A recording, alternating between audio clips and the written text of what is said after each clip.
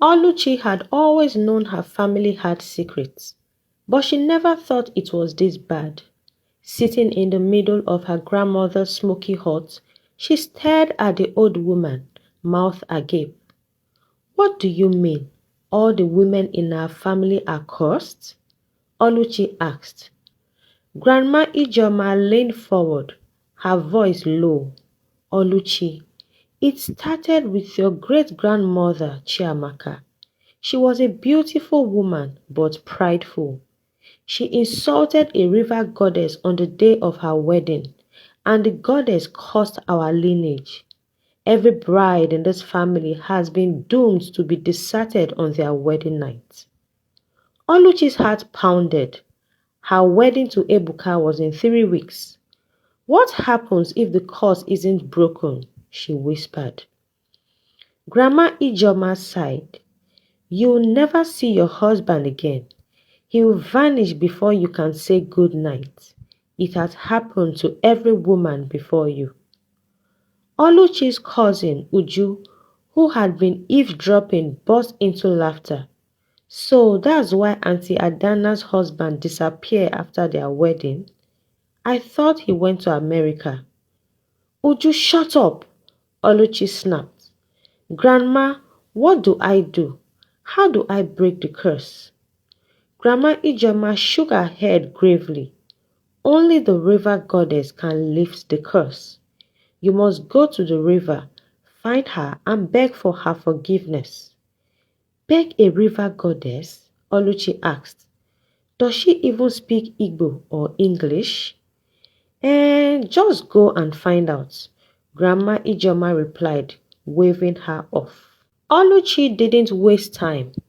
Armed with a basket of kola nuts, palm oil, and a cock, gifts Grandma insisted would please the goddess, she headed to the river.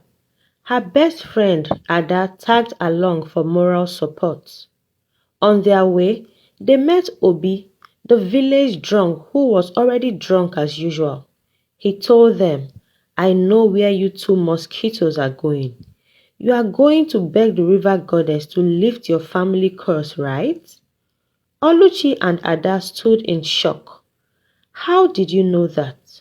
Oluchi asked curiously. Obi smiled and said, "I know everything in this village." Ada quickly pulled Oluchi and said, "Oluchi, is it the words of a drunkard you want to take seriously? Let's keep going, please." As they turned to leave, Obi said to them, "You need me to lift the curse, don't worry. When you come back, I'll make sure you pay heavily for my help." At the river bank, they met a strange fisherman named Okechukwu, who was fishing with an empty net. "What are you doing here?" he asked suspiciously. "I need to see the river goddess," Oluchi said. Okechukwu burst out laughing. "You? See the river goddess? You need a miracle." "I don't have time for this," Oluchi said, stepping into the river. Suddenly, the water swirled around her, pulling her under. Ada screamed and tried to grab her, but it was too late. When Oluchi opened her eyes, she was in a glittering underwater palace. The river goddess sat on a golden throne, her hair flowing like water and her face shimmering like sunlight on a pond. "You dare come here, mortal?" the goddess said, her voice echoing like thunder. Oluchi knelt immediately. "Please, I didn't mean to disturb you. My family has suffered because of the curse you placed on us. I'm here to beg for your forgiveness." The goddess raised an eyebrow. "Forgiveness? After what your ancestors did?"